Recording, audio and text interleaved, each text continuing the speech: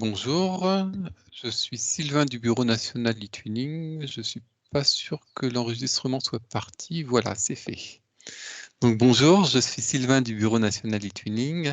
La formation d'aujourd'hui est sur les opportunités d'Erasmus+, et pour présenter cette visioconférence, nous avons donc deux présentatrices qui sont de l'agence Erasmus+, de Bordeaux, Laura Rodriguez et Agnès de Simone. Laura, je te laisse te présenter.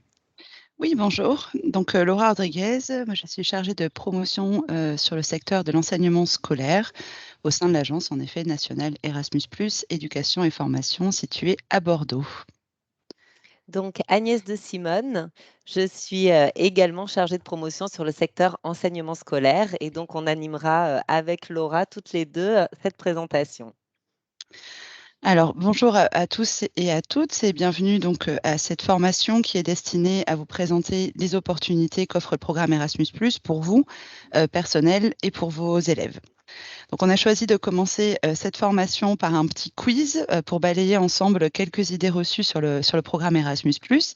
Donc, on vous propose de vous connecter via votre ordinateur, via votre téléphone, ça marche très bien aussi, au site menti.com, donc www.menti.com, et de rentrer le code donc, de ce quiz qui est le 14 53 43 24. 14 53 43 24, vous l'avez également à l'écran qui s'affiche.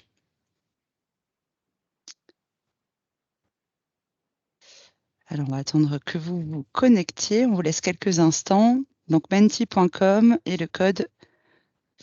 Alors, on peut avoir un lien. Il suffit juste de taper menti.com et vous allez arriver directement sur ce site-là. Donc on voit les premiers votants, effectivement. Première question. Si on vous dit Erasmus+, vous pensez à l'auberge espagnole, aux apprentis, à la maternelle ou au collège?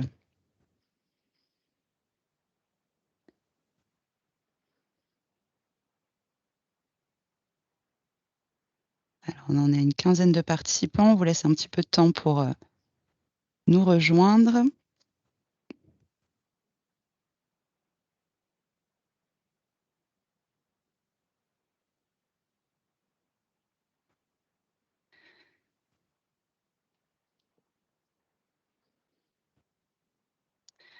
Ça grimpe encore. On est à 34 participants. On peut estimer peut-être qu'on a tout le monde.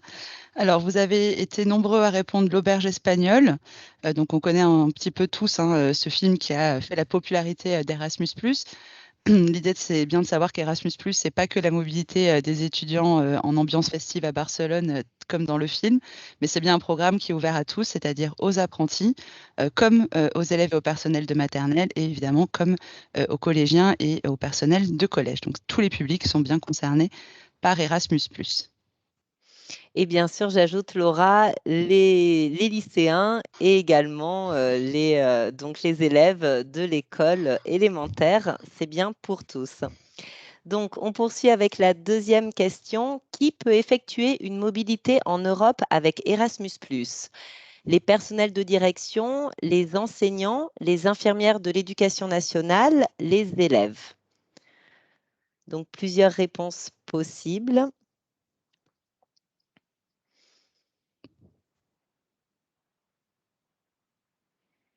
Donc, on est à une trentaine de personnes. Donc, en majorité, vous avez sélectionné les enseignants et les élèves. Mais voilà, l'idée, c'est vraiment de vous montrer ici qu'avec ce programme Erasmus, les personnels de direction, les infirmières de l'éducation nationale, tous les personnels administratifs, tous les personnels de direction, les enseignants, bien sûr, les élèves, tous ceux qui interviennent dans l'établissement scolaire sont bien éligibles à partir en mobilité avec Erasmus. Alors, question suivante. Avec Erasmus+, je peux échanger des pratiques avec des collègues européens, suivre une formation en Europe ou encore partir en vacances tout frais payé. Merci l'Europe.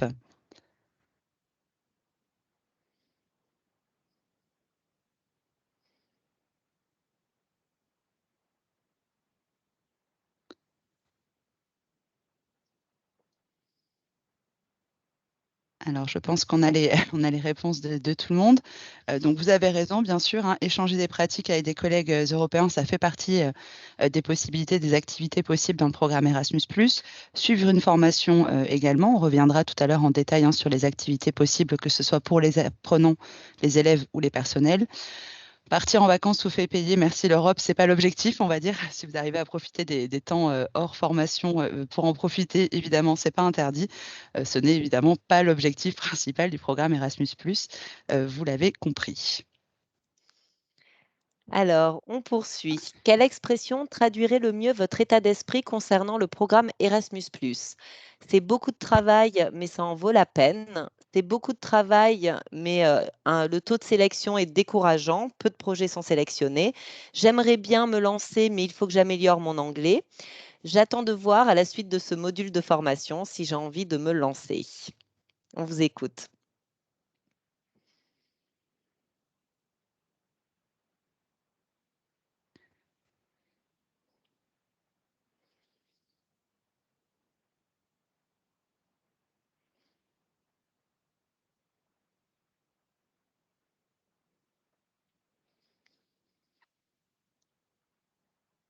Donc, ça monte doucement. Alors, pour répondre un petit peu à vos réponses, donc beaucoup de travail, mais ça en vaut la peine. On espère qu'on va vous montrer que finalement, les procédures sont simplifiées par rapport à ce que vous connaissiez peut-être auparavant. Donc, le programme Erasmus, c'est moins compliqué qu'avant. Donc, on espère aussi qu'on va pouvoir vous motiver et vous donner envie de vous lancer dans Erasmus. Pour ce qui est du taux de sélection, par rapport à peut-être l'ancien programme, vous verrez qu'on est vraiment sur des taux de sélection très hauts. Donc ce n'est plus le cas. Si on travaille bien, normalement, notre projet Erasmus devrait être financé. Et l'anglais, bah, dites-vous que vous n'êtes pas seul, vous ne partirez pas seul et que l'anglais, voilà, n'est pas, déjà, les projets ne se font pas obligatoirement en anglais et il n'y a pas besoin d'être bilingue en anglais pour partir, observer des pratiques. Il y a aussi d'autres langages qui peuvent entrer en ligne de compte. Alors, dernière question, il me semble, avec Erasmus+, je peux améliorer mes compétences transversales, découvrir d'autres cultures, améliorer ma connaissance des vins européens ou rencontrer l'amour de ma vie.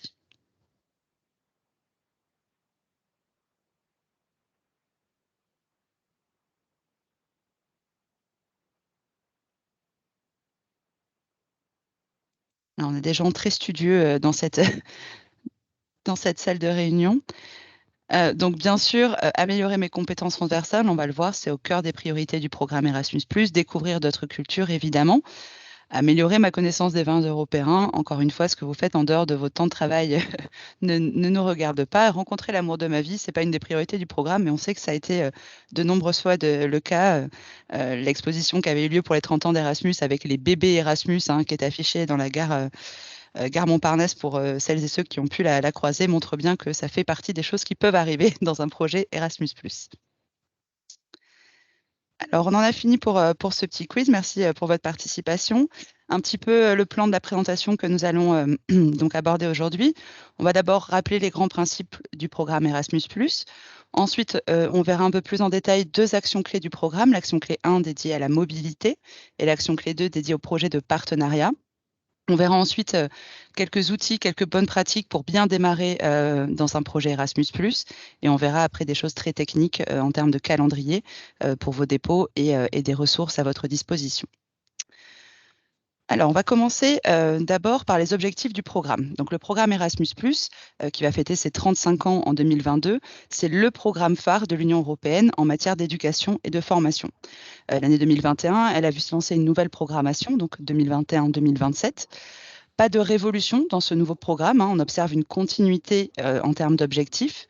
Le programme, il a toujours pour ambition donc d'améliorer le niveau des compétences professionnelles et transversales, de soutenir la modernisation des systèmes d'éducation et de formation, de renforcer leur dimension européenne et internationale, et de promouvoir l'inclusion, la diversité et la tolérance, hein, priorité phare de ce programme.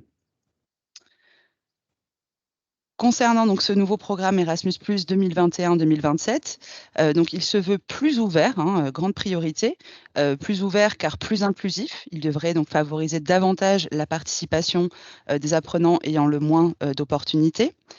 Plus ouvert également car plus accessible via des procédures administratives allégées et davantage tourné aussi vers l'international, notamment sur les secteurs de la formation professionnelle et de l'enseignement supérieur. Il se veut aussi plus responsable, avec une attention particulière portée à la transition écologique, nous y reviendrons. Et il se veut plus ambitieux, puisque le budget du programme pour cette programmation a vu une augmentation de plus de 80%. Quelques priorités phares de ce nouveau programme, il s'articule autour de 4 priorités qu'on retrouvera dans tous les projets, toutes les actions clés du programme. Une première priorité sur l'inclusion, donc le programme il vise à développer l'égalité des chances, l'inclusion, la diversité au bénéfice des personnes ayant moins d'opportunités, que ce soit donc en raison de leur âge, de leur milieu culturel, social, économique, de leur handicap, de leur origine ou encore de leur lieu de vie. On pense aux zones rurales ou zones enclavées par exemple. Un programme aussi autour du développement durable, avec la promotion d'un comportement responsable et durable, notamment en lignée donc avec le Pacte vert européen. Un Erasmus plus numérique, donc avec l'utilisation d'outils numériques d'activités à distance. Là, on est dans le cadre du plan d'action pour l'éducation au numérique, dans le contexte des changements rapides qu'a connu l'Union européenne, à la fois dans sa transition numérique et évidemment par l'accélération liée à la crise sanitaire. Et vous qui connaissez eTwinning, savez l'importance de l'utilisation d'outils numériques dans l'apprentissage. Et une priorité autour donc, de la citoyenneté européenne et des valeurs démocratiques. Le programme vise à soutenir la participation active des citoyens européens à la vie démocratique et sociale. Alors, on poursuit maintenant avec l'architecture de ce programme Erasmus. Donc, ce programme, il se compose de secteurs éducatifs. Vous les voyez ici à l'écran. Donc, l'éducation des adultes, l'enseignement supérieur, l'enseignement scolaire, l'enseignement et la formation professionnelle, la jeunesse et le sport. Donc, ici, aujourd'hui, on va vous parler vraiment plus précisément de l'enseignement scolaire. Donc, ce secteur-là, il comporte, en fait, c'est vraiment tous les élèves et les personnels de la maternelle à la terminale. Le secteur enseignement et formation professionnelle, ça couvre la formation professionnelle jusqu'au bac professionnel ou pour les CFA également. Et pour l'enseignement supérieur, on peut penser aux filières BTS. Donc ensuite, donc ici en bleu, ce sont les secteurs qui sont gérés par l'agence éducation et formation. Ensuite, vous avez 3 actions clés. Donc, on va vous expliquer un petit peu comment fonctionnent ces actions clés, comment choisir. Mais vous avez l'action clé 1 qui est la mobilité des individus et l'action clé 2, les projets de partenariat. Ensuite, l'action clé 3, le soutien à la réforme des politiques publiques est géré à Bruxelles et ce sont des projets d'ampleur vraiment plus importante. Donc, tout dépend en fait de ce que vous souhaitez faire comme projet, donc de vos ambitions en fait. Et donc, ces ambitions-là seront déterminantes pour savoir vers quelle action clé vous devez, l'action que vous devez choisir. Donc, si vous souhaitez suivre une formation, observer des pratiques, partir enseigner ailleurs en Europe, accueillir un professionnel, ou bien organiser des rencontres d'élèves et permettre aussi à vos élèves de suivre une partie de leur scolarité plus longue en Europe. Tout ça, ça se passe dans l'action clé 1, mobilité des individus.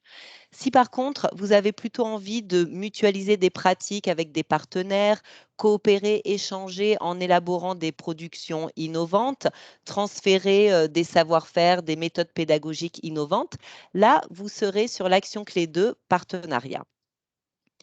Donc, une question qui revient souvent, c'est avec quel pays je peux vraiment coopérer dans le cadre de ce programme Erasmus+. Donc, vous avez les 33 pays qui participent activement au programme Erasmus. Donc, les 27 pays qui sont membres de l'Union européenne, plus les pays que vous voyez ici à l'écran, la Norvège, l'Islande, le Liechtenstein, la Macédoine du Nord, la Turquie et la Serbie. Et bien sûr aussi toutes les régions ultra-périphériques et pays et territoires d'outre-mer de ces pays. Donc, on peut penser au Groenland, à la Réunion, aux Canaries. Voilà, la liste est assez large. Ensuite, dans certains types de projets et pour certaines activités, vous pourrez collaborer avec des pays partenaires.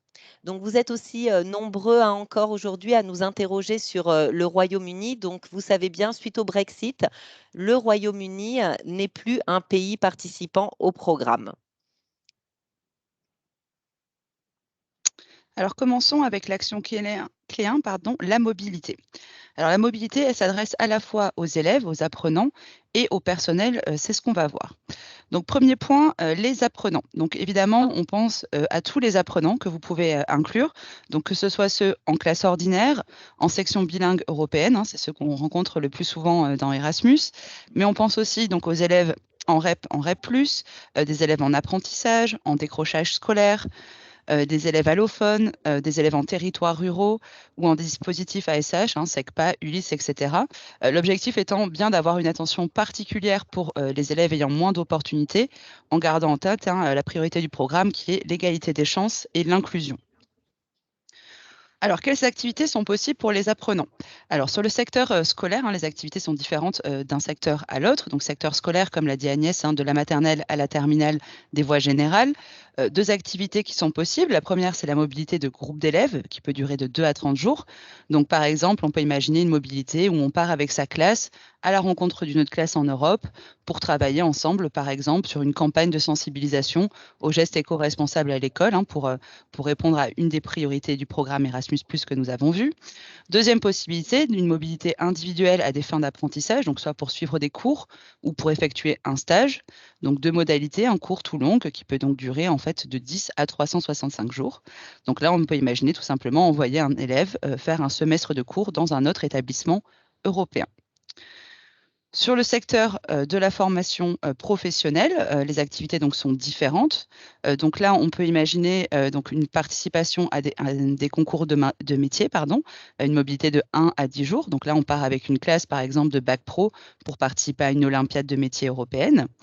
Ou autre possibilité, de la mobilité à des fins d'apprentissage, donc des séjours d'apprentissage, de stage. Donc, par exemple, organiser les périodes donc, de formation en milieu professionnel dans des entreprises étrangères. Hein, ça, c'est tout à fait possible. Petite nouveauté à partir de 2021, c'est un secteur, la formation professionnelle, qui s'est ouvert à l'international. Donc, il est désormais possible, dans ces mobilités pour les apprenants de la formation professionnelle, de les envoyer suivre une de ces activités-là dans des pays donc hors programme, hein, les pays partenaires qu'a mentionné Agnès à l'instant.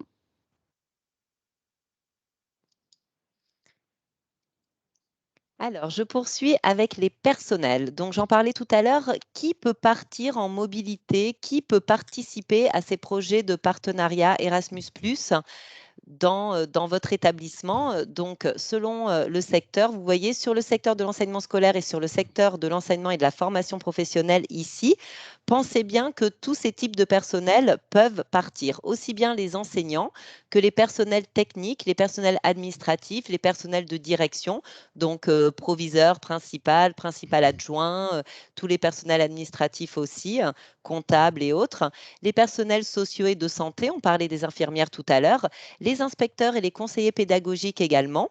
Et ensuite, vous avez d'autres acteurs également sur le scolaire et le périscolaire, les animateurs par exemple, les ATSEM, et pour la branche professionnelle, les formateurs, les maîtres d'apprentissage, les DDFPT et également les responsables de formation en entreprise. Donc, quelles activités peuvent faire ces personnels sur ces secteurs enseignement scolaire et enseignement et formation professionnelle? Donc, l'objectif vraiment ici, c'est d'accroître son développement professionnel en intégrant une expérience en Europe. Donc, vous voyez, il est possible de réaliser une période d'observation en situation de travail de 2 à 60 jours. Il est possible de partir enseigner, donc ou assurer des missions de formation dans un autre établissement sur une durée de 2 jours jusqu'à 1 an. Vous pouvez également aller suivre un cours ou une formation spécifique sur une thématique donnée, donc sur une durée de 2 à 30 jours. Et vous pouvez également, donc ça c'est assez intéressant, organiser des visites préparatoires. Donc, ces visites préparatoires, bien sûr, elles doivent être faites dans le cadre d'une mobilité d'élèves qui va avoir lieu par la suite, mais vous pouvez vraiment préparer la mobilité de ces élèves pour que ce soit une mobilité de qualité et en particulier pour les élèves qui ont moins d'opportunités ou également quand vous commencez à travailler avec une organisation partenaire que vous ne connaissez pas encore ou bien si vous souhaitez organiser des mobilités plus longues avec vos élèves. Donc, il est également possible d'avoir un financement pour accueillir un expert pour qu'il dispense une formation au sein de votre établissement sur une durée de 2 à 60 jours, ou également d'accueillir un enseignant ou un éducateur qui est lui-même en formation dans son pays. Donc là, vous avez vraiment un petit peu le panorama de tout ce qu'il est possible de faire et quelques exemples. Donc vous le voyez ici, partir observer une semaine l'utilisation du numérique dans un établissement expérimenté, dans une classe, partir en équipe interdisciplinaire, donc on l'a dit, hein, inspecteur, enseignant, conseiller pédagogique, chef d'établissement, tous ensemble, pourquoi pas, suivre un cours sur l'utilisation de l'art dans la classe à Venise et accueillir, pourquoi pas, un professionnel qui est expert en sciences cognitives pour former les équipes éducatives. Alors, une fois donc cette action un petit peu cernée, la mobilité, donc la question se pose de comment on accède au financement sur cette mobilité. Donc, on a des différentes possibilités d'accès. Donc, sur le secteur de l'enseignement scolaire et de la formation professionnelle, 3 possibilités. Donc, demander une accréditation par secteur, on va y venir, rejoindre un consortium qui lui-même a obtenu une accréditation, ou autre modalité, déposer un projet de mobilité de courte durée. On ne rentrera pas aujourd'hui sur les modalités pour obtenir des financements sur l'enseignement supérieur. Sachez que si vous avez des élèves donc en section STS, hein, qui sont donc de l'enseignement supérieur post-bac, il faudra, pour les faire partir, obtenir la charte ETCHE, qui est la charte donc de l'enseignement supérieur. Donc, on va avoir une première modalité d'accès à la mobilité, à l'action clé 1, qui est donc de demander une accréditation par secteur éducatif, ce qu'on appelle donc dans le jargon Erasmus+, l'action clé 120, donc accréditation sur le secteur scolaire ou sur le secteur enseignement et formation professionnelle. Alors, l'accréditation, c'est une nouveauté de ce programme Erasmus+ 2021-2027. C'est comme une carte de membre ou un ticket d'entrée pour la mobilité. Elle a pour objectif de faciliter la participation des organismes à l'action clé 1 du programme et de faciliter l'accès au financement pour organiser la mobilité à la fois des apprenants et des personnels. Cette accréditation, elle est accessible à tous. Elle s'adresse aussi bien à des organismes nouveaux dans le programme qu'à ceux qui sont déjà expérimentés sur les anciennes programmations. Et elle peut concerner des organismes de toute taille. Il ne faut pas être effrayé par l'accréditation. Ça peut être aussi bien des accréditations pour des rectorats que pour un établissement, une école, un collège ou un lycée. Alors, quels avantages pour cette accréditation? Pourquoi faire cette demande d'accréditation? Alors, tout d'abord, c'est une véritable simplification administrative. On a parlé de ça tout à l'heure. Ce programme, il se veut plus accessible, plus ouvert. Donc, l'accréditation, elle facilite les demandes de financement. C'est-à-dire qu'une fois obtenue, c'est une seule candidature et elle sera valable pour toute la durée du programme et elle peut être demandée chaque année. Si vous n'avez pas eu celle en 2020, vous pouvez donc la déposer là en 2021 ou en 2022 et elle sera valable jusqu'en 2027, quoi qu'il arrive. Elle est aussi simple parce qu'elle ne vous demande pas d'identifier dès le début du projet qui sont vos partenaires, qui sont les membres du consortium éventuellement que vous allez créer. Et elle vous permet d'exprimer une fois pour toutes dans une seule candidature votre stratégie d'ouverture à l'international. Et une fois obtenue, vous pouvez le reste du programme, jusqu'en 2027, vous concentrer plutôt sur les aspects qualitatifs et pédagogiques de votre projet. Ensuite, elle vous permet d'obtenir un financement stable et garanti. C'est-à-dire qu'une fois l'accréditation obtenue, vous pourrez demander et accéder de manière garantie chaque année à des financements pour organiser les mobilités. Et là, dans ces demandes de financement annuelles, on ne vous demandera plus de réexpliquer votre projet. Vous aurez juste des lignes, des chiffres de nombre de mobilités à renseigner sur ce formulaire-là. Ensuite, cette accréditation, elle vous permet donc de définir une stratégie qui est adaptée à votre organisme. L'accréditation Erasmus, elle vous permet de définir vos propres objectifs et elle vous offre la liberté de choisir le rythme sur lequel vous souhaitez évoluer. Cette stratégie, elle est évidemment adaptable par la suite. C'est le dernier point. L'accréditation, elle se base sur un plan Erasmus+, qui est évolutif et souple. C'est-à-dire que vous pouvez faire évoluer votre accréditation, votre partenariat, la relation avec vos partenaires, vos structures d'accueil, en intégrant chaque année des nouveaux partenaires, des nouvelles activités, des nouveaux publics cibles aussi dans votre établissement, sans avoir à déposer une nouvelle candidature d'accréditation. À mesure que vous progressez, vous pouvez actualiser ce plan Erasmus pour qu'il reste adapté à vos besoins. Donc, on poursuit avec cette accréditation sur des modalités un petit peu plus techniques. Donc, une accréditation, Laura vous l'a dit, ce n'est pas une demande de financement. C'est vraiment un ticket d'entrée valable jusqu'en 2027 et c'est dans un deuxième temps que vous allez demander vos financements qui seront garantis pour l'année qui suit et ainsi de suite chaque année jusqu'en 2027. Cette accréditation, vous pouvez la demander à titre individuel, c'est-à-dire pour votre propre école, votre propre collège, lycée, pour donc vos personnels et vos élèves, ou alors ce qu'on appelle en consortium, c'est-à-dire pour plusieurs structures. Par exemple, un collège avec les écoles de son bassin d'éducation qui demanderait cette accréditation pour que tous les personnels et les élèves, par exemple, puissent partir ensemble en mobilité. Donc là, un petit exemple. Donc je vous l'ai dit, à titre individuel, une seule structure, un seul établissement scolaire qui la demande, ou alors une structure qui coordonne sur tous les aspects administratifs et financiers ses mobilités, et ensuite qui peut faire donc profiter des établissements scolaires autour d'elle sur un même secteur, bien sûr, et tous ces établissements doivent être français. Donc, on le voit également, on a beaucoup de projets de rectorat donc qui coordonnent avec un certain nombre d'établissements scolaires. On peut en avoir dans ces consortiums-là jusqu'à 50, 60, 100 ou beaucoup plus. Donc, cette accréditation, il faut en demander une par secteur. Donc, par exemple, si vous êtes une école primaire, vous demanderez une accréditation sur le secteur de l'enseignement scolaire. Si vous êtes un établissement, un lycée professionnel, vous la demanderez sur le secteur du lycée, sur le secteur de l'enseignement et de la formation professionnelle. Donc ici, on prend un exemple justement d'un lycée polyvalent qui aurait aussi bien des sections de l'enseignement général que des sections de l'enseignement et de la formation professionnelle. Eh bien, pour cet établissement scolaire, s'il veut faire partir à la fois ses élèves et ses personnels de la voie générale et ses élèves et ses apprenants, donc ses apprenants, pardon, et ses personnels de la voie professionnelle, il devra demander 2 accréditations, une sur le secteur scolaire, une sur le secteur de l'enseignement et la formation professionnelle. Ensuite, ça c'est également assez important, c'est que vous pouvez bénéficier sur cette action clé 1 mobilité des individus de 2 sources de financement à la fois. Vous pouvez être dans 2 projets à la fois. Donc c'est un petit peu technique, mais c'est important parce que par exemple, si vous êtes déjà dans un consortium d'un rectorat, vous pouvez tout à fait demander votre propre accréditation pour faire partir vos personnels et vos élèves. Cela ne vous empêche pas de participer au consortium académique.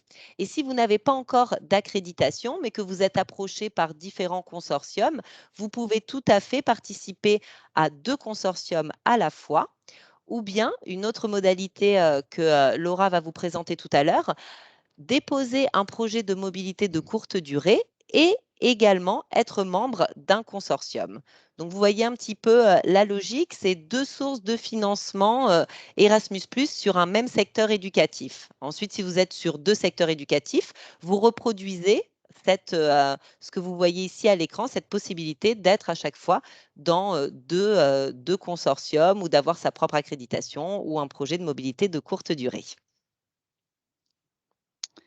Alors, Agnès vient de vous le présenter rapidement. Une autre possibilité, pour obtenir des fonds sur l'action clé 1, c'est ce qu'on appelle donc les projets de mobilité de courte durée, donc l'action clé 122 dans le programme. Alors ces projets de mobilité de courte durée, hein, c'est une autre option, qui permet d'accéder à des financements, on va le voir, hein, de manière ponctuelle. Donc l'idée, c'est, elle cible notamment donc les organismes qui ne sont pas accrédités, c'est-à-dire que, si vous n'avez pas encore, on va dire, franchi le pas de demander votre accréditation, c'est une option qui s'offre à vous. Mais par contre, si vous êtes accrédité sur un secteur, vous ne pouvez pas être à la fois accrédité sur le secteur scolaire, par exemple, et déposer un projet de mobilité de courte durée, hein. Ces projets-là s'adressent bien aux organismes non accrédités. Ces projets ils ont la particularité de pouvoir être déposés uniquement en monobénéficiaire, c'est-à-dire pas de consortium sur ces projets de courte durée. Là, on dépose vraiment pour soi, pour ses apprenants et pour ses personnels. C'est des projets qui sont aussi réduits dans le temps, hein. C'est des projets pour le coup là ponctuels de 6 à 18 mois. On n'est pas du tout comme sur l'accréditation où on se projette sur plusieurs années. Là, on est sur, pour ceux qui ont demandé des projets, enfin qui ont déjà participé au programme sur la programmation 2014-2020, on est sur cette démarche projet ponctuel. Donc un projet de 6 à 18 mois avec un nombre réduit de mobilités, c'est-à-dire que pour chaque projet, on sera sur un nombre maximum de 30 mobilités, hors visite préparatoire et accompagnateur. Donc on est sur des projets de plus petite envergure. C'est des projets qui sont pour le coup réservés, alors pas réservés, mais on va dire la priorité est donnée aux nouveaux entrants dans le programme, pour des personnes qui se lanceraient pour une première fois et qui ne se sentent pas, on va dire, de commencer directement par une accréditation. Ces projets-là peuvent être pour vous, bien sûr. Et c'est des projets où vous êtes limité dans le temps, c'est-à-dire que l'objectif étant à terme de déposer une accréditation, hein, c'est la voie d'entrée principale pour l'action clé 1. Donc ces projets-là, vous êtes limité, c'est-à-dire que vous pourrez déposer uniquement 3 projets maximum en 5 ans. L'objectif étant après de déposer une candidature pour l'accréditation.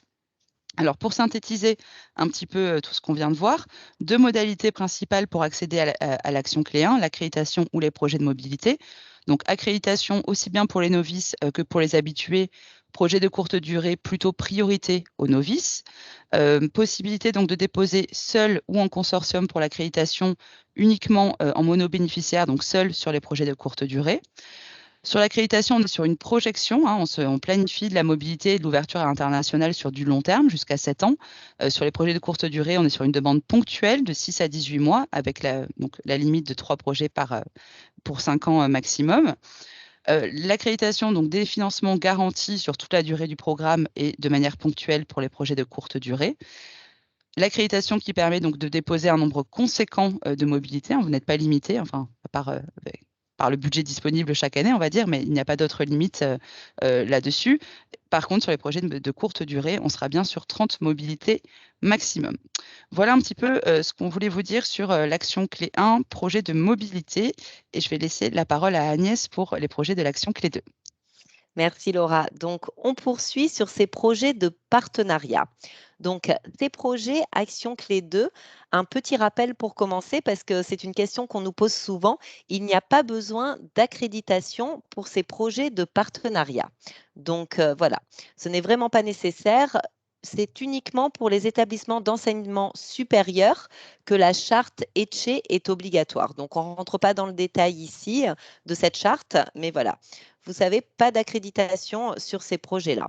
Donc, les objectifs, ces projets de partenariat, donc l'objectif, c'est vraiment de travailler ensemble avec des partenaires européens sur une thématique commune. Donc, de mutualiser des pratiques pédagogiques, de créer des contenus innovants. Et ces projets-là, ils répondent à des priorités européennes en matière d'éducation et de formation. Donc, on pense au numérique, bien sûr, à la lutte contre le décrochage scolaire, au développement durable. Donc, vous voyez ici, on vous a listé quelques priorités européennes.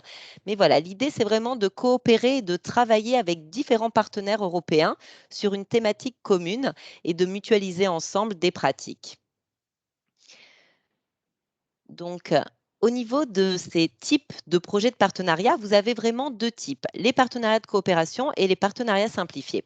Les partenariats de coopération, ce sont des projets plus ambitieux qui doivent au minimum réunir 3 structures issues de 3 pays différents. Donc, des pays du programme et vous pouvez ajouter ensuite des pays partenaires et des partenaires associés si besoin. Donc, quel type de structure? Alors, ce qui est intéressant dans ces projets, c'est que c'est vraiment ouvert à tout type de structures, d'organismes. Donc, aussi bien des collectivités territoriales que des établissements scolaires, des entreprises, des associations. Donc, ce sont vraiment des partenariats qui font travailler ensemble des organismes issus de différents horizons et de différents mondes. Donc, ces projets de coopération, ils ont une durée de 12 à 36 mois et vous pouvez demander un budget qui va de 100 000 jusqu'à 400 000 euros. Donc, les financements, bien sûr, seront proportionnels aux besoins et aux activités que vous listerez dans votre projet. Ensuite, il y a une nouvelle modalité qui est intéressante, ce sont les partenariats simplifiés. Donc là, c'est vraiment travailler de manière bilatérale avec un de ses partenaires.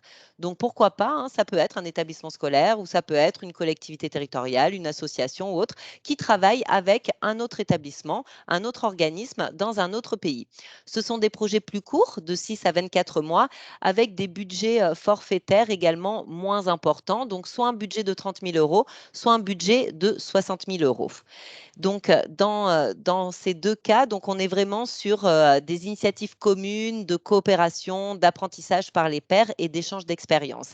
Et donc, ces financements que vous voyez ici, donc de 30 000 jusqu'à 400 000 euros, couvriront aussi bien la gestion que la coordination du projet, les activités, les productions que vous ferez tout au cours de votre projet.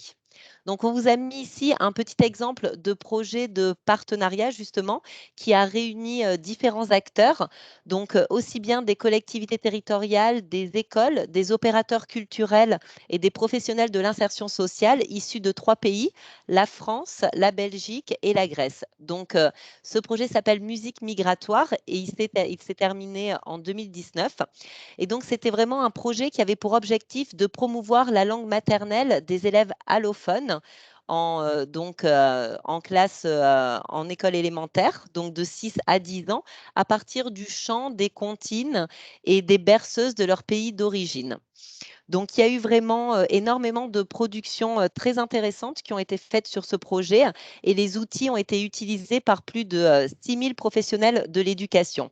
Donc, on a vu aussi bien des enseignants que des artistes travailler ensemble pour développer un programme pédagogique qui a associé les enfants allophones, leurs mères, des auteurs, des musiciens pour redécouvrir ensemble les chansons de l'enfance des pays de ces élèves. Et ce qui est vraiment intéressant dans les résultats de ce projet, c'est que dans ce qu'on voyait, c'est-à-dire des familles qui étaient d'abord un petit peu éloignées de l'école, qui en avaient un petit peu peur, qui ne se sentaient pas vraiment à leur place, c'est voir qu'elles ont vraiment été associées et qu'elles ont trouvé leur place au sein de l'école avec une certaine fierté de leurs origines, de leur pays et donc de la culture de leur pays. Donc, vous voyez ici, il y a un site qui est dédié vraiment, si vous tapez musique migratoire, vous verrez le site et vous pouvez aller voir un petit peu donc les contenus qui ont été créés. Vous voyez ici, valoriser les langues maternelles, promouvoir une culture de l'hospitalité. Il y a vraiment des choses très intéressantes.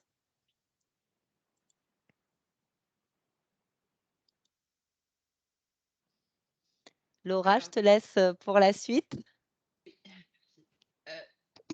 La suite, c'est donc se lancer dans Erasmus. Maintenant que vous avez compris un petit peu l'intérêt que vous pourriez avoir à déposer soit un projet de mobilité, soit un projet de partenariat. J'en profite pour faire une petite parenthèse pour vous rappeler que le lien, Sylvain vous a mis dans le chat, le lien vers un formulaire pour indiquer votre présence, ce qui apparaîtra ensuite sur votre profil e-twinning. Donc, on vous invite à le remplir. Voilà, petite parenthèse fermée. Je suis désolée, j'avais oublié de le rappeler au début de la présentation. Je vois qu'il y a quelques questions aussi. Nous y reviendrons à la fin. On a prévu un temps dédié de questions-réponses. Donc, ne vous inquiétez pas si vos questions demeurent pour le moment sans réponse. Alors, se lancer dans Erasmus, outils et bonnes pratiques. Alors d'abord, un petit rappel des grands principes du programme. Le programme Erasmus+, l'objectif, c'est que pour obtenir des fonds, il va falloir répondre à un appel à proposition annuel. C'est-à-dire qu'on ne candidate pas quand on veut à Erasmus+, on répond à un appel à proposition. Donc, on a un calendrier qui est fixé par la Commission européenne avec des dates, des échéances pour chaque action clé du programme qu'on vous a présenté. On vous montrera ce calendrier-là juste après. L'autre possibilité aussi qui est intéressante, donc c'est la possibilité de déposer plusieurs projets, hein, ça c'est important de le savoir. C'est-à-dire que vous pourriez avoir, on peut imaginer, être membre d'un consortium sur le scolaire, avoir une accréditation sur la formation professionnelle pour la mobilité et en même temps être coordinateur ou partenaire d'un projet de coopération en même temps. Ça, c'est possible tant que la même activité, évidemment, n'est pas financée plusieurs fois par les fonds du programme Erasmus. La gestion financière, elle est simplifiée. C'est-à-dire que dans le programme Erasmus+, contrairement à d'autres programmes européens que vous connaissez peut-être, type Horizon 2020, etc., on est sur des projets où il n'y a pas d'avance à faire. Donc l'avance est faite par le programme Erasmus. Vous recevez en début du projet quasiment l'intégralité de votre enveloppe financière. Et on est sur des systèmes de coûts forfaitaires, c'est-à-dire qu'on ne va pas financer au réel, on va financer sous des systèmes de forfait. On va estimer qu'une mobilité va coûter tant en fonction des frais de voyage, des frais de séjour, etc. Et vous recevrez le forfait complet tant que cette activité a bien eu lieu. Donc ça, on est quand même sur quelque chose de très simplifié. Autre chose importante à bien connaître et à bien avoir en tête avant de se lancer, c'est qu'un projet Erasmus+, c'est un projet de structure. C'est-à-dire qu'on ne s'engage pas soit enseignant avec ses ambitions et ses envies, on engage sa structure, ce qui va impliquer en fait d'avoir un vrai comité de pilotage. C'est comme ça qu'on appelle ça un groupe de travail, une équipe projet, si vous préférez, qui va devoir mêler des acteurs différents types de métiers, on va dire, dans votre organisme, dans votre établissement. C'est-à-dire qu'un projet il ne peut pas être porté sans l'appui de votre direction. C'est le responsable légal de la structure qui est signataire de la convention avec Erasmus. Donc il faut évidemment avoir son approbation avant de se lancer. Et on vous conseille aussi d'intégrer dès la réflexion du projet l'équipe aussi comptable, les gestionnaires de votre établissement, puisqu'il va falloir évidemment gérer ces fonds européens. Donc un conseil, on engage sa structure, donc on réfléchit à un projet de structure, on lance un appel à volontaires, à candidats, etc. en début d'année, histoire de vraiment avoir une équipe projet. Ensuite, avant de se lancer, on définit son projet. Donc un projet, il va falloir réfléchir à qui ça implique, qui va participer, qui va être dans cette équipe de pilotage, qui va bénéficier du projet. On va s'interroger aussi sur pourquoi, que ce soit dans l'action clé 1 ou dans l'action clé 2. On vous demandera dans votre candidature d'avoir fait une petite analyse des besoins, d'avoir réfléchi, quelles sont les problématiques qu'il y a dans mon établissement, quelles sont les difficultés qu'on rencontre, quelle est peut-être au contraire l'expertise qu'on aimerait partager avec d'autres partenaires européens. Mais la question à se poser, c'est bien pourquoi. Ensuite, c'est quoi? C'est réfléchir à est-ce que je veux faire justement de la mobilité? Est-ce que je veux faire du partenariat? Est-ce que je veux faire de la mobilité de mes personnels et ou de mes élèves? Donc là, c'est vraiment l'activité. Quelle sera l'activité que je veux mettre en place dans mon projet Erasmus? C'est ce qui vous aidera à vous orienter vers l'action clé 1 ou l'action clé 2. Et la dernière question, c'est avec qui? C'est-à-dire avec qui je veux travailler, qui vont être mes partenaires dans un projet de coopération, qui vont être mes structures d'accueil, les établissements qui vont accueillir mes personnels ou mes élèves. Donc ça, c'est une question évidemment importante puisqu'on est bien dans des projets européens, donc la notion de partenaire européen est évidemment au cœur du projet. Alors sur le qui, on a bien insisté dessus, qui pilote le projet. Donc ça, c'est l'équipe que vous allez mettre en place qui va suivre tout au long du projet les différentes étapes de la candidature, des suivis, des rapports financiers, etc. Qui participe, donc est-ce que je cible un public plutôt personnel, apprenant ou les deux, et qui en bénéficie, sachant qu'évidemment les bénéficiaires de votre projet, c'est ce qui va aussi déterminer le secteur éducatif sur lequel vous allez déposer. Ce qu'on vous conseille de bien garder en tête, ça c'est quelque chose de très important, c'est d'anticiper les changements de personnel, surtout sur une accréditation qui vous projette, qui projette la structure sur plusieurs années. Avoir une équipe projet, ça évite que le projet tombe à l'eau si l'enseignant qui portait tout est muté, par exemple. Et on vous conseille aussi de planifier des activités et leur gestion sur la durée du programme. C'est-à-dire qu'il y aura des activités de communication, de diffusion du projet, etc. Et donc, c'est bien d'avoir, dès le début du projet, une répartition des tâches qui est claire au sein de votre équipe. Le qui, on l'a déjà dit, mais ça, c'est quelque chose de très important sur le programme Erasmus et notamment sur l'action clé 1, on démarre sur un secteur éducatif donné. Donc, la première chose, c'est de s'assurer que les bénéficiaires de votre projet sont bien éligibles sur le secteur sur lequel vous allez déposer. Donc, on le rappelle, enseignement scolaire pour les établissements scolaires de la maternelle au lycée général et technologique. Pour l'enseignement professionnel, la voie professionnelle, donc lycée professionnel, lycée technologique. On vous a indiqué aussi tout ce qui était SECPA, IME, ITEP et SET, sachant que, attention, hein, les SECPA sont bien éligibles évidemment sur les deux secteurs, hein, scolaire et formation professionnelle, et évidemment CMQ, CFA, etc. Une attention particulière, hein, vos BTS, même s'ils sont donc dans un lycée, ils relèvent bien de l'enseignement supérieur vu que le diplôme est post-bac.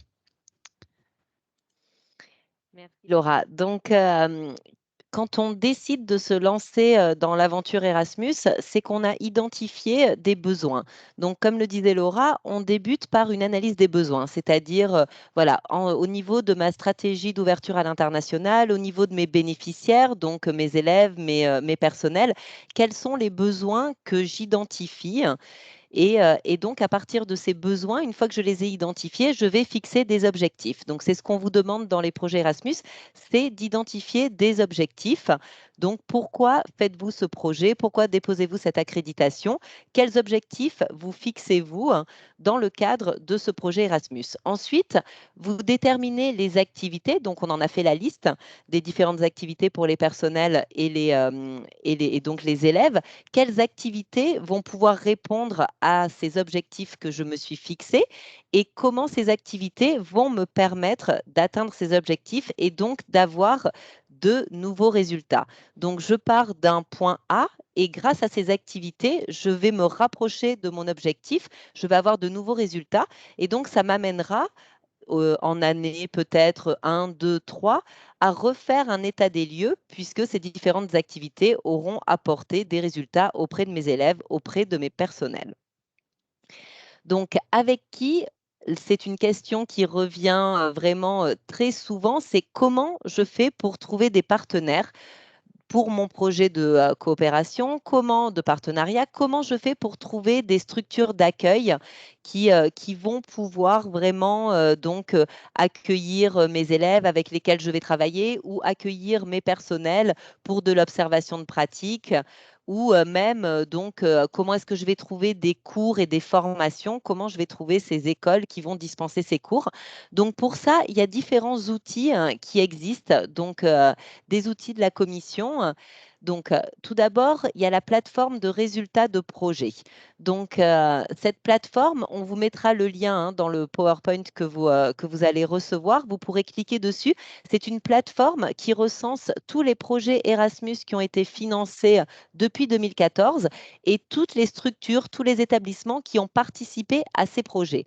Donc, si vous travaillez sur une thématique particulière, vous pouvez tout à fait taper cette thématique dans le moteur de recherche de cette page et trouver des structures qui ont participé à des projets sur ce thème ou qui seraient à la pointe, par exemple, sur l'accueil des élèves en situation de handicap. Pourquoi pas? Enfin, voilà, tout dépendra un petit peu de vos objectifs. Ensuite, vous avez la plateforme School Education Gateway sur laquelle vous avez un onglet spécifique Opportunités Erasmus+. Et lorsque vous cliquez sur cet onglet, vous allez trouver en fait différentes choses. Donc d'abord un catalogue de cours.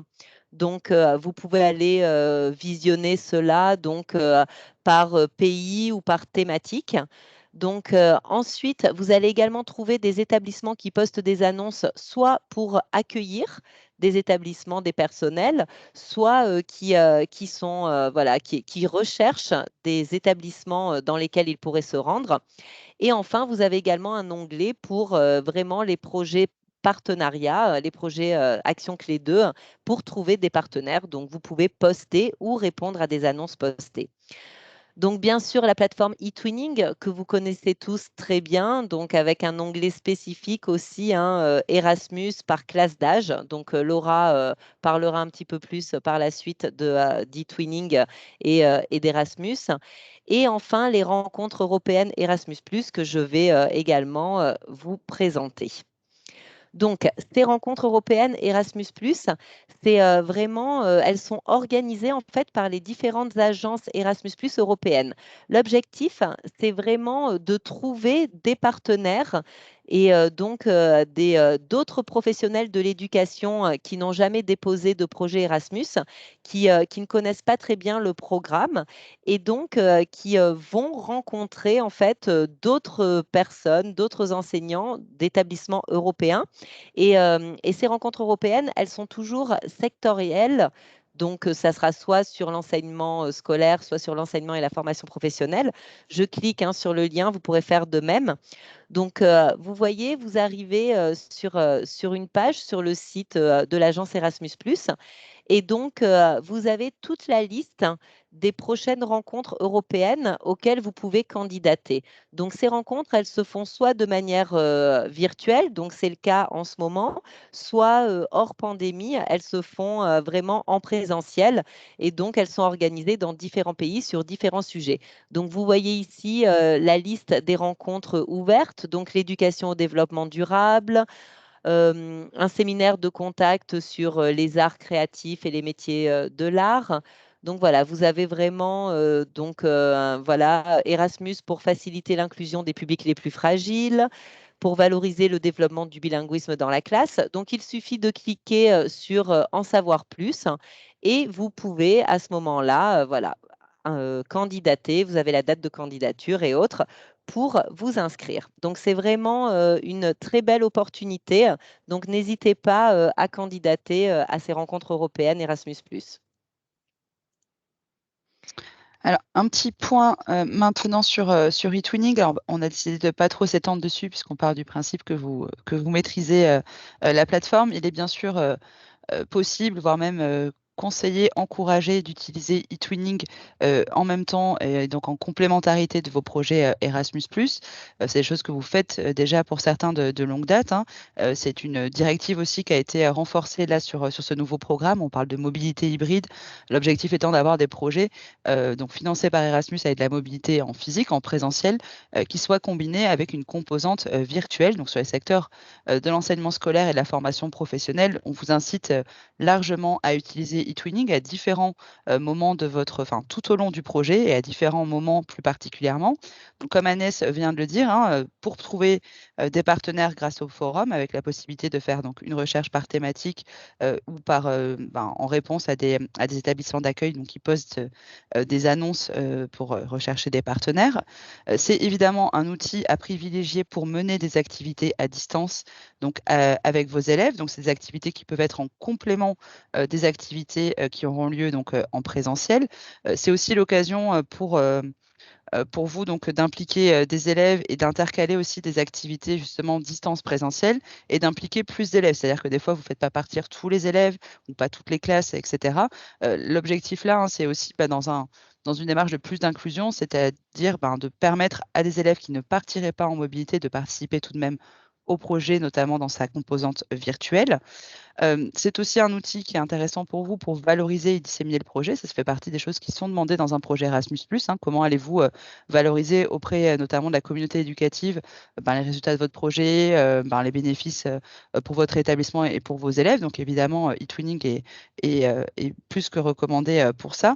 Et c'est aussi sur eTwinning, vous qui connaissez, hein, c'est l'aspect collaboratif, communauté de pratique. C'est un excellent outil, une excellente plateforme pour pérenniser le projet et les échanges. Hein. Nous, on a évidemment à cœur que le projet ne s'arrête pas à la date contractuelle de votre financement Erasmus+, mais qu'il puisse perdurer dans le temps et que les collaborations puissent donner lieu peut-être à de futurs projets Erasmus, mais au moins être entretenus par votre collaboration et les échanges actifs sur la plateforme. Donc, on vous encourage pour le coup à valoriser votre projet sur eTwinning. On ne rentrera pas plus dans le détail, on vous encourage aussi à aller voir une formation donc, qui est en ligne sur eTwinning, sur utiliser eTwinning dans un projet Erasmus+. Une petite infographie là que vous ne voyez pas très bien à l'écran, mais vous aurez le lien. C'est une infographie donc, réalisée par l'agence qui valorise différents outils au service des projets Erasmus+. Donc différents outils comme Euroguidance, que vous connaissez peut-être, eTwinning notamment, mais aussi Europass, la plateforme de valorisation des compétences et des carrières. là, l'objectif, c'est de voir comment tous ces outils-là, donc qui sont des outils tous du programme Erasmus, financés dans le cadre d'Erasmus+, comment ces outils peuvent intervenir et vous aider tout au long du projet. Donc là, vous le voyez, de l'idée au projet, on a cette roue, la candidature, l'accréditation pendant le projet, le rapport final après le projet. Et en fait, pour chacune de ces étapes de votre projet, vous avez comment chaque outil peut vous aider. Par exemple, valorisation des compétences dans le rapport final, comment je peux utiliser Europass Mobilité, que vous connaissez peut-être, pour valoriser les compétences acquises pendant une période de mobilité. Donc cette infographie-là, elle peut être très utile si justement vous cherchez quel outil peut m'aider pour chercher des partenaires, pour mieux connaître une thématique, etc. Vous verrez qu'il y a beaucoup de ressources possibles donc, grâce à ces différents outils. Alors, on va poursuivre un petit peu sur finalement pourquoi me lancer dans Erasmus? Quels sont les bénéfices réels qui sont identifiés? Donc, sachez qu'il y a vraiment des différentes études qui ont été faites au niveau de l'agence Erasmus et qui montrent que les bénéfices des projets Erasmus sont vraiment multiples et très nombreux. Donc, tout d'abord, Erasmus+, c'est vraiment un outil de formation au service d'un établissement. C'est-à-dire que les personnels ont l'opportunité de partir se former en Europe sur des sujets variés et les formations dans l'éducation nationale sont parfois trop rares. Donc, c'est vraiment une opportunité de partir enrichir ses pratiques professionnelles en confrontant ses approches, en confrontant ses connaissances avec d'autres professionnels européens. Un projet Erasmus dans un établissement, ça permet également vraiment de fédérer et de motiver les équipes. Donc, comme le disait Laura, d'abord, on monte ce comité de pilotage, on prépare tous ensemble, en fait, ce projet et on fait cette analyse des besoins, des objectifs, de nos ambitions. Et donc, ça permet de travailler vraiment ensemble. C'est motivant et ça permet de travailler aussi l'aspect pédagogie de projet en préparant cette candidature Erasmus+. C'est également l'opportunité de favoriser l'innovation pédagogique parce qu'on introduit vraiment une dimension européenne dans les apprentissages des élèves ou dans le plan de formation des personnels. Quand on revient de mobilité, qu'on a vu de belles choses, de nouvelles choses, ça donne envie aussi de les appliquer à son propre établissement. Donc, l'impact de ces projets, on les ressent aussi bien au niveau de l'équipe. Donc, ça permet vraiment de confronter et d'acquérir de nouvelles méthodes pédagogiques. Mais on le voit aussi, donc, je parlais de plus grande motivation, meilleure entente au niveau des équipes. Chez les élèves, on voit vraiment qu'il y a une plus grande confiance en soi. Des élèves qui étaient un peu décrocheurs, qui peuvent vraiment se remotiver grâce à ces projets. Ça permet bien sûr d'évoluer en compétences en langue vivante, mais également avoir un regard de tolérance, de plus grande tolérance à l'égard de différentes cultures. Et finalement, ces impacts, on les ressent sur l'établissement.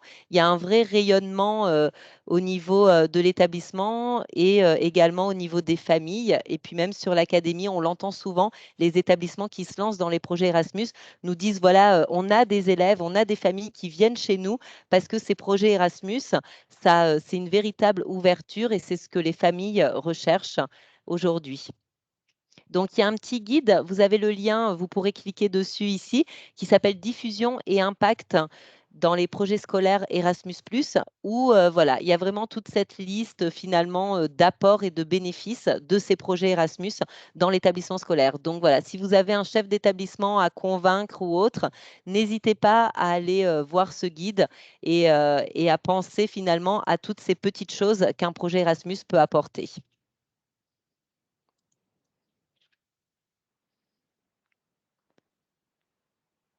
Laura, je te laisse poursuivre sur le calendrier. Tout à fait. J'essaie de trouver des réponses du chat. Bon, on y reviendra après, ne vous inquiétez pas, il y a un temps de questions-réponses à la fin. Alors, pour le calendrier, la prochaine date à avoir en tête, et s'il y en a qui sont déjà partant, c'est le moment de vous lancer ou de finaliser votre candidature. L'appel à proposition accréditation 2021, donc la candidature pour l'accréditation de cette année se clôture le 19 octobre prochain, donc à midi. Il vous reste un peu plus d'un mois pour finaliser votre candidature. Ensuite, donc les résultats pour cet appel sont attendus en février 2022. Et les prochains appels auront lieu donc au premier trimestre. Les dates seront à préciser, hein, mais on est certainement sur du début d'année pour l'appel mobilité et du milieu de premier trimestre, on va dire, pour les partenariats, hein. Donc, vous devriez voir sortir les appels à projets très bientôt. Donc, pour les appels mobilité, donc à la fois pour les demandes de financement pour les organismes qui auront été accrédités, donc là, à l'appel de 2021. Hein, donc, je demande mon accréditation au 19 octobre, j'ai les résultats en février, et en suivant, je peux demander des financements via cette accréditation. Ce sera aussi le moment de demander les projets courts de mobilité dont on vous a parlé tout à l'heure, si jamais vous n'avez pas eu ou obtenu votre accréditation.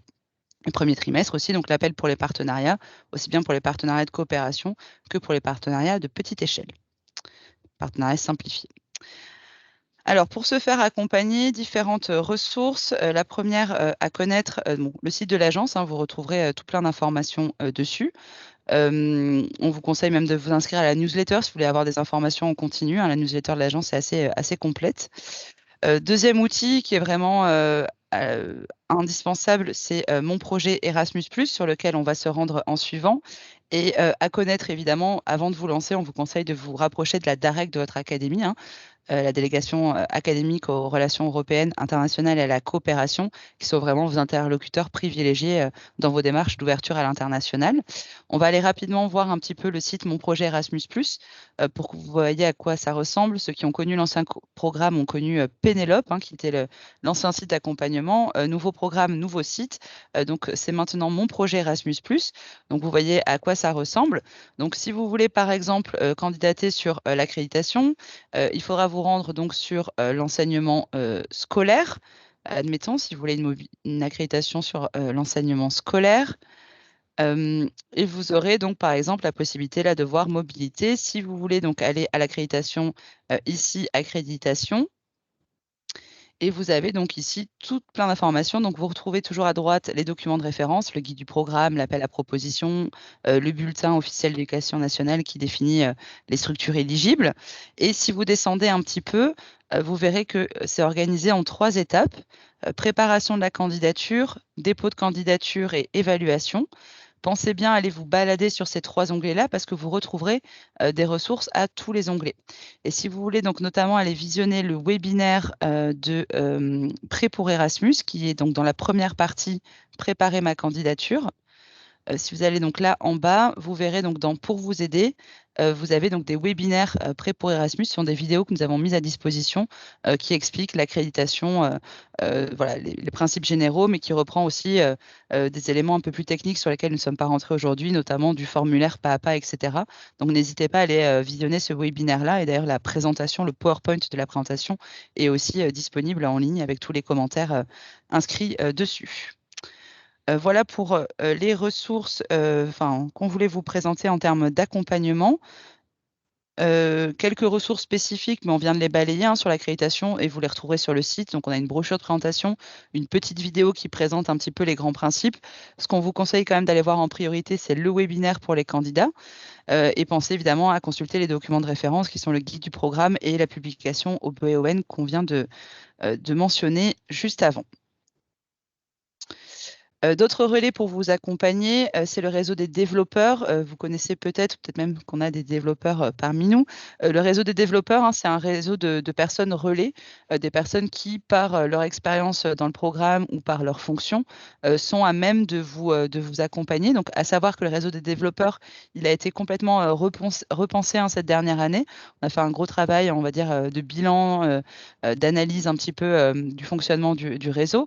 Un nouveau réseau va on va dire renaître très prochainement avec 2 niveaux en fait de développeurs. On aura donc des développeurs identifiés vraiment pour l'information aux candidats et des développeurs, on va dire, plus chevronnés qui pourront donc tout à fait vous accompagner même dans la rédaction et dans vos projets.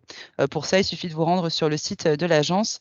Vous avez le lien qui est ici et vous avez une carte des développeurs. Donc, ça vous aide en fait à repérer où sont les développeurs près de chez vous. Voilà, alors on a une petite vidéo à vous diffuser. Agnès, est-ce qu'on la garde maintenant ou est-ce qu'on fait d'abord les questions-réponses comme tu le souhaites? On peut peut-être faire les questions-réponses. Comme ça, on se garde cette petite vidéo sur un projet qui allie vraiment e-twinning et Erasmus et on vous montre ça à la fin. Je pense que c'est bien. Très bien. Alors, parmi les questions qu'on avait, j'allais envoyer le lien, très bien, à Stéphanie qui nous parlait de la charte Etche. Et donc, j'étais en train, en même temps d'aller vous chercher le lien sur mon projet Erasmus+, mais a priori, vous l'avez trouvé, donc tant mieux. J'essaie de balayer, il y a eu des petits moments où, on était en train de présenter, donc on n'a peut-être pas vu les questions au fur et à mesure. N'hésitez pas à reposer vos questions dans le chat ou peut-être, Sylvain, tu nous confirmes ou pas que, peut-être les participants peuvent lever la main et prendre la parole ou on reste peut-être, sur du chat? C'est à toi de nous dire. Alors, est-ce qu'un lycée pro peut organiser une compétition de métier? Oui, un lycée pro peut organiser une compétition de métier. On n'est pas obligé d'avoir un statut vraiment d'olympiade métier. Il faut quand même qu'il y ait une certaine, c'est-à-dire qu'il ne s'agit pas juste pendant une heure de cours d'organiser voilà, un exercice et appeler ça une compétition de métier. Il faut quand même qu'il y ait une dimension un petit peu voilà, internationale, une vraie compétition. Il faut que les élèves soient actifs dedans. Mais c'est tout à fait possible pour un lycée professionnel d'organiser une compétition de métier. Pour qu'elle soit éligible sur un financement, il faut bien, par contre, voilà, qu'il y ait des partenaires européens qui soient présents et qu'il y ait une vraie démarche compétition.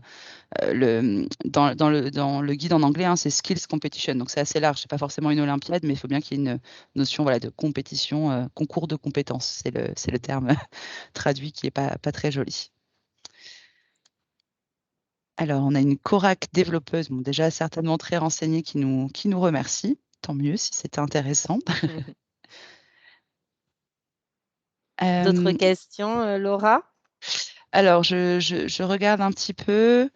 Euh, On avait une question, alors je ne suis pas sûre d'avoir bien compris ni bien répondu. Myriam qui nous demandait des élèves de nationalité étrangère hors UE peuvent-ils participer au programme? À qui j'avais répondu bien sûr, tant qu'ils sont bien rattachés, scolarisés à un établissement français. La nationalité n'a pas d'importance en fait. C'est-à-dire que pour le coup, vos élèves, qu'ils soient de nationalité française ou étrangère, ils peuvent bien sûr participer. Et elle redemandait après pour voyager également.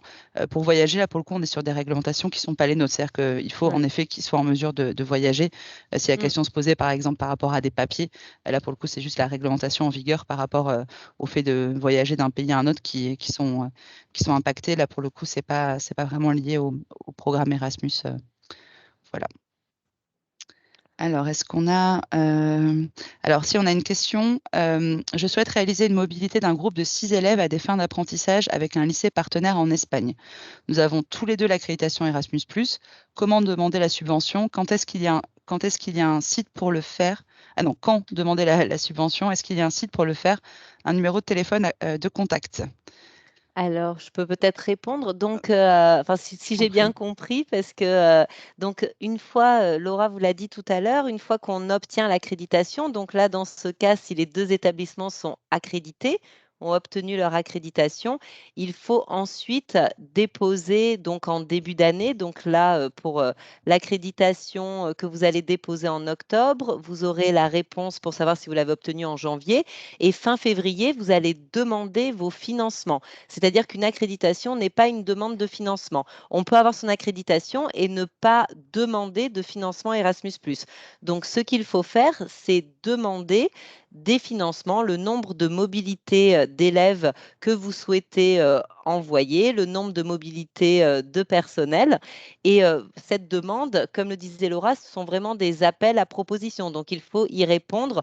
Le prochain appel pour demander les financements dans le cadre d'une accréditation obtenue, c'est en février pour des mobilités qui seront éligibles à partir de septembre 2022.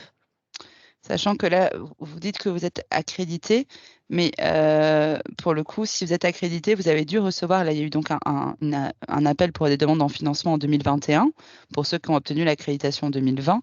Et on avait envoyé un mail à toutes les structures qui avaient été accréditées en leur disant, la demande de financement, c'est maintenant. Vous avez dû recevoir ça, sachant que là, vous parlez de votre partenaire espagnol, on est bien sur une demande individuelle, c'est-à-dire que vous demanderez vos mobilités pour vos élèves qui vont aller en Espagne, et l'Espagne, votre partenaire espagnol, demandera de son côté ses mobilités pour ses élèves pour qu'ils viennent en France.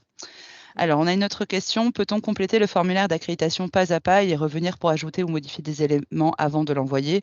Ou est-ce que le formulaire doit être rempli en une seule fois comme pour le label eTwinning? Alors là, pour le coup, vous pouvez y revenir, hein. C'est un formulaire qui est sur une des plateformes de la Commission européenne et vous pouvez aller faire des modifications, vous déconnecter, revenir, modifier. Il est ouvert tant qu'il n'est pas soumis, on va dire. Donc, vous avez un bouton de soumission finale et voire même s'il est soumis, si la deadline n'est pas encore dépassée, vous pouvez même demander à ce qu'il soit réouvert pour retourner faire de la modification. Donc, pas d'obligation de rédiger tout en une seule fois, pas de souci. Et ce qui est intéressant aussi pour ce formulaire sur la plateforme, c'est que vous pouvez également le partager avec d'autres personnes qui, éventuellement, en tant que lecteur ou rédacteur, voudraient également donc d'autres personnes de votre comité de pilotage. Donc ça, c'est assez intéressant. Alors, une autre question, est-ce qu'il y a besoin de faire une accréditation pour un projet de mobilité? Donc, c'est ce qu'on a vu, hein, c'est-à-dire que il y a 2 possibilités pour avoir un projet de mobilité, soit l'accréditation, qui est vraiment, on va dire, la voie privilégiée, c'est ce qui est le mieux. Demander une accréditation, voilà, c'est ce qui vous simplifiera la vie, on va dire, sur du plus long terme. Mais il est possible de demander des projets de mobilité de courte durée, donc là, sans accréditation.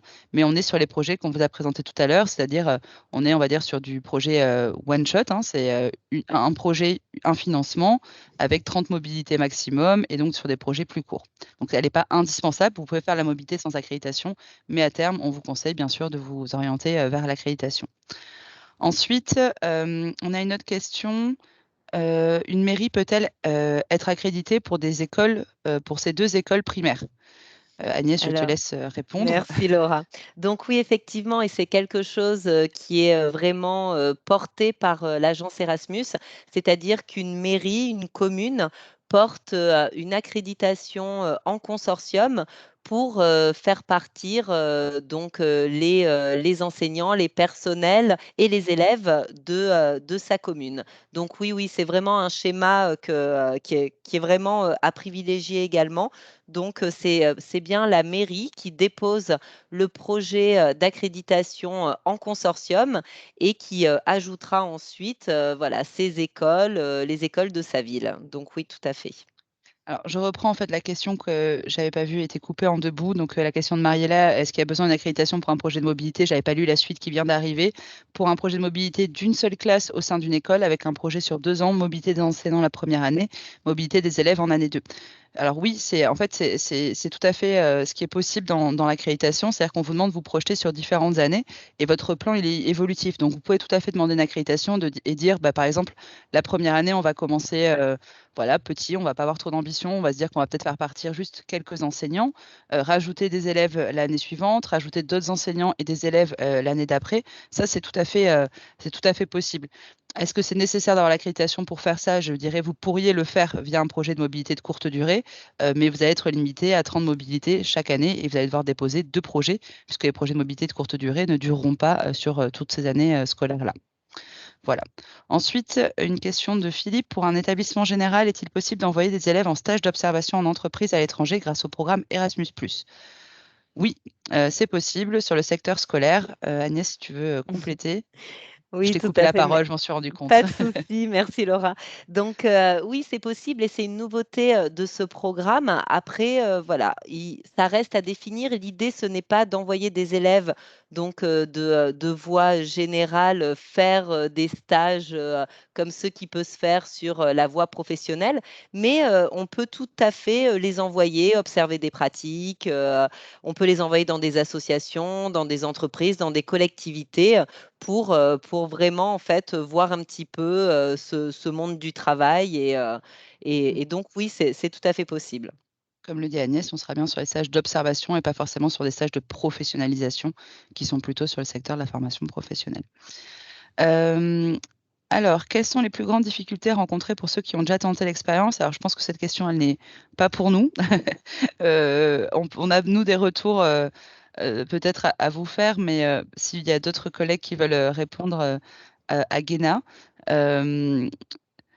je dirais que nous, de ce qu'on a comme difficulté, que certains nous font remonter, bah, c'est peut-être déjà réussir à mobiliser, on va dire, une équipe projet. Donc, ben, l'objectif, ça va être de convaincre vos collègues, mais la plupart du temps, je pense qu'on est quand même, enfin, les gens sont de plus en plus conscients des bénéfices justement de ce type de projet dans un établissement. Donc, je pense qu'on a de moins en moins, on va dire, de personnes réfractaires tant que les choses sont bien présentées et qu'on implique, je pense, dès le début du projet, toutes les parties prenantes. Ça, c'est quelque chose de vraiment important.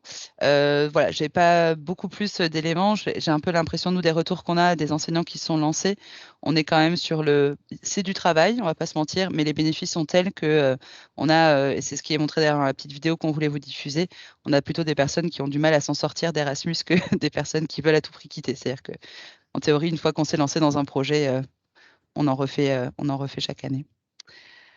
Alors, si, il y a Cécile qui répond: «Principale difficulté, trouver des partenaires fiables, donc parfait, d'essayer sur eTwinning avant». Oui, c'est tout à fait un bon conseil, de Cécile. C'est-à-dire que eTwinning vous permet déjà de créer des relations partenariales et de justement voir la fiabilité, de vos partenaires avant d'envoyer, des personnes. C'est pour ça qu'on vous conseille, hein, de toute manière de mener des projets, Erasmus en, complémentarité de vos projets eTwinning. Ça peut être justement, l'occasion, on va dire de réaliser, des rencontres, de enfin aller voir vos partenaires avec qui vous travaillez depuis, pour certains de longue date, sur eTwinning. Alors tiens Agnès, une question pour toi, de Laurent. Peut-on demander son accréditation si on fait déjà partie, d'une accréditation académique?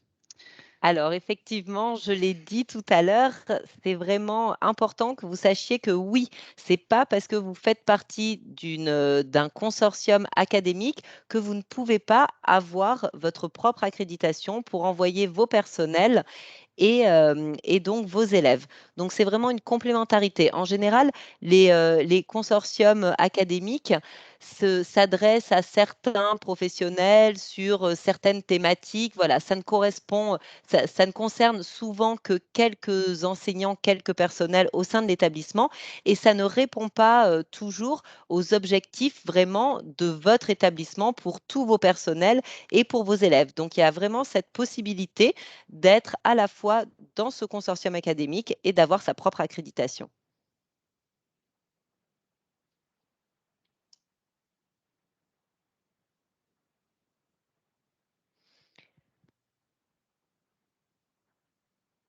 Alors, je ne sais pas si...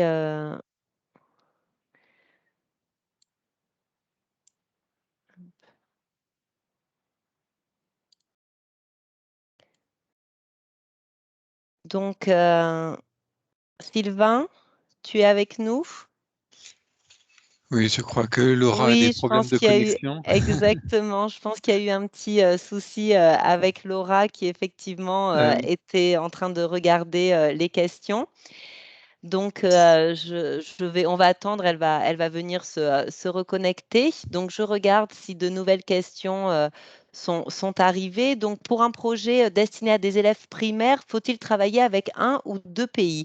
Ça, c'est vraiment selon en fait votre choix. Ce qui est intéressant dans l'accréditation, c'est que vous la demandez avec des objectifs, donc vraiment pour vos élèves, des objectifs généraux pour vos élèves, vos partenaires, vos personnels, pardon. Et ensuite, vous pouvez tout à fait travailler avec un pays ou deux pays la même année, ou vous pouvez travailler avec un premier pays la première année, un autre pays la seconde année, un autre l'année suivante. En fait, ça, c'est vraiment vous, selon effectivement vos partenaires, selon voilà, la fiabilité peut-être ou le travail que vous avez engagé. Mais en fait, c'est vraiment à vous de voir. Et donc, c'est intéressant puisque vous pouvez varier aussi les établissements et les pays dans lesquels vous allez vous rendre au cours d'une année. Laura, tu es revenue parmi Oui, nous. désolée, un petit souci de connexion. Je ne sais pas, où tu en étais, mais j'imagine Alors, que tes propos étaient, pertinents et géniaux. Alors, j'en si, étais à cette question. Oui, vas-y, oui, Sylvain. peut-être qu'on peut conclure l'enregistrement de la visioconférence tout en continuant à répondre aux questions là qui Mm. commencent à être un peu nombreuses, effectivement. Donc, simplement pour l'enregistrement, merci à tous les participants. Si vous voulez juste dire un dernier mot, Agnès et Laura, avant que j'arrête cet enregistrement. Merci, à toutes et tous pour votre présence. N'hésitez pas à nous recontacter par mail, hein, si vous avez des questions, très spécifiques à l'adresse, promotion.scolaire@agence Erasmus que vous trouverez de toute manière sur la présentation. Voilà. Tout à fait. Et merci, Sylvain, pour l'invitation, bien sûr.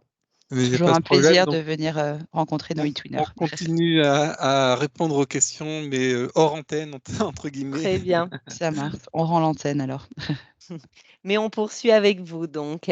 Alors, Laura, tu regarderas un petit peu où est-ce qu'on s'était arrêté? Je vous